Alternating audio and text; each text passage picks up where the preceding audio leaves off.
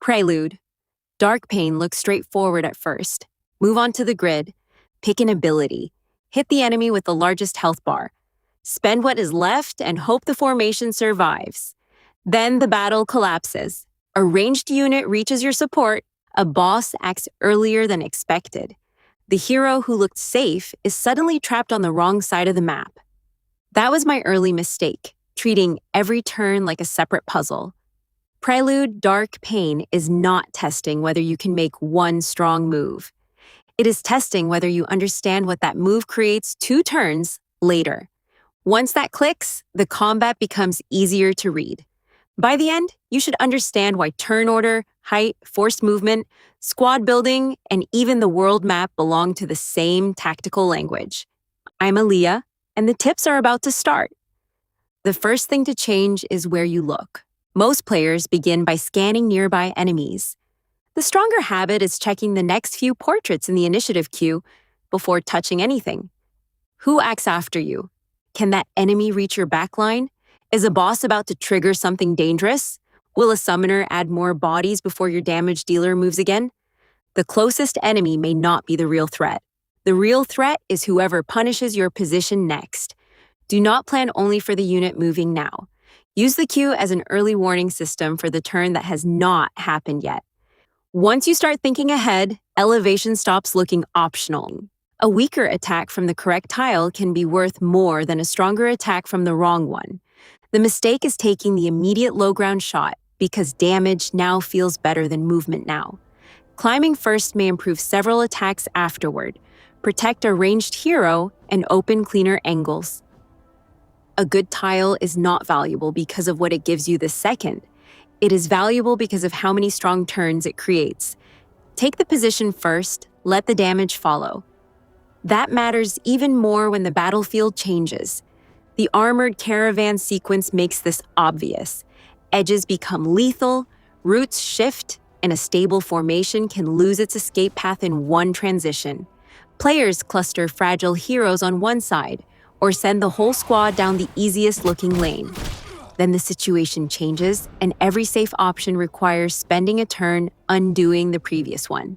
Leave a pivot tile, keep one route open, inspect height, corners, and drop zones before committing. You are not positioning for the board you see. You are positioning for the board that is coming.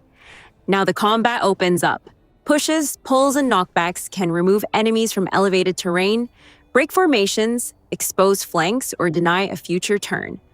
A heavy attack may leave an enemy alive with full access to its abilities. A modest shove near an edge can erase that enemy from the encounter. Even without a ring out, displacement can drag a priority target into range. Push a melee attacker away from your support, or separate an enemy from protection. Maya, for example, combines ranged pressure with powerful knockback tools.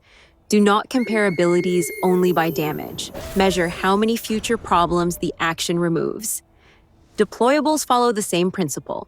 Tizen's turret, Gala's barrels, and Sade's crosses are not simply extra attacks.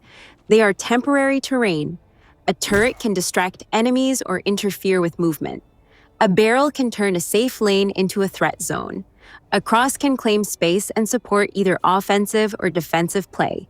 The obvious placement chases immediate damage. The stronger placement shapes several turns. Use deployables to narrow routes, protect firing angles, divide groups, or funnel enemies toward your squad's strongest position.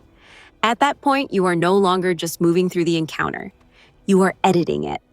Boss encounters test whether you understand target priority.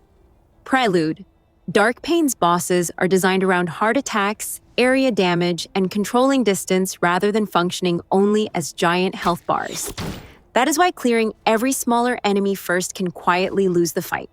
While you remove whatever is closest, the boss, summoner, or elite driving the encounter gets another activation. The board becomes crowded, safe tiles disappear, and the fight demands more resources than you can recover. Let a durable hero contain manageable pressure. Delay secondary threats with control. Then focus the enemy whose next action changes the battle. Remove targets in order of consequence, not convenience. Even with the right target, players still ruin good turns by overcommitting. Battle points fund skills, while movement and a standard attack sit alongside that economy. You can also spend a point to defend. The system gives you options. It does not require you to exhaust all of them.